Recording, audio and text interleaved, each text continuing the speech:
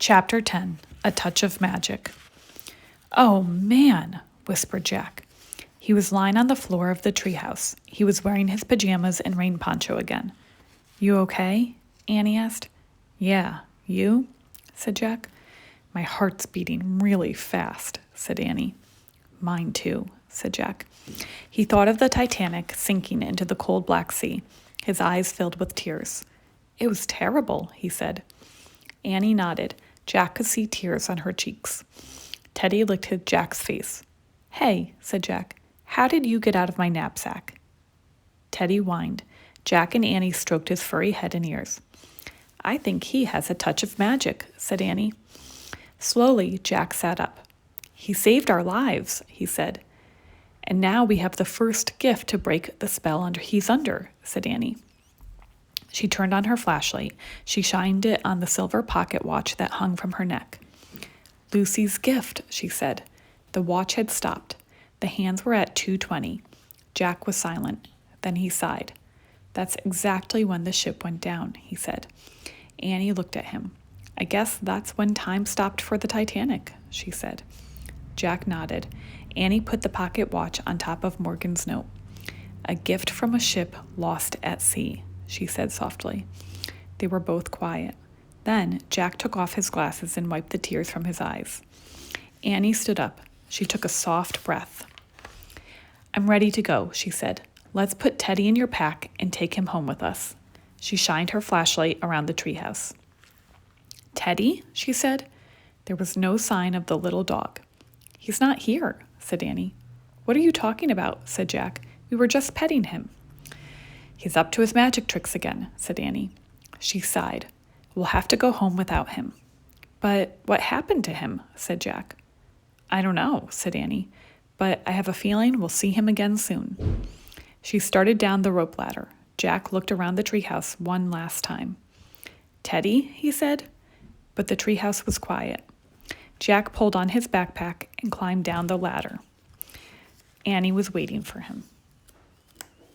Without a word, Jack took her hand. The rain had stopped, but water still dripped from the trees. Stars glittered overhead in a clear sky. Silently, Jack and Annie left the Frog Creek woods. They climbed up the dark street to their house and climbed the steps to their porch.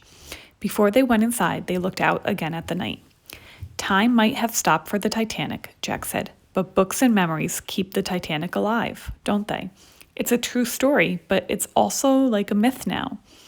"Yeah," said Annie, "and every time the story is told, we wish it had a different ending."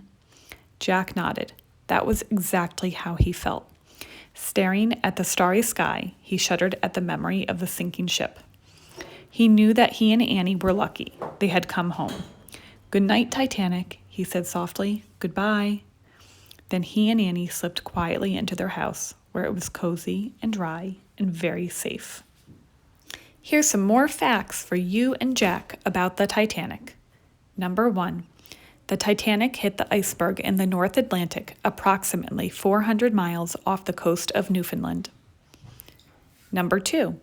The Titanic was considered unsinkable because she was built with huge watertight doors to contain any possible leaks. However, when the ship hit the iceberg, 6 watertight compartments quickly filled up with water, dooming the ship. Number 3. The signal, SOS, was chosen as an international distress call because of the simplicity of the 3 letters in Morse code: 3 dots, 3 dashes, and 3 dots. Number 4. No one knows for certain exactly how long the musicians played on the Titanic, but legend says they played until the ship went down, and their last song was the hymn, "Nearer My God to Thee."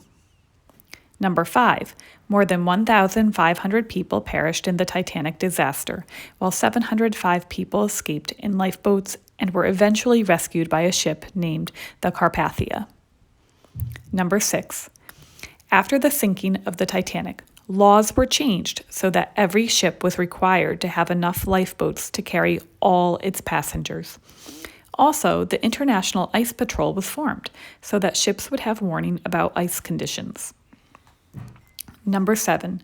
In 1985, a scientist named Dr. Robert Ballard discovered the undersea wreck of the Titanic.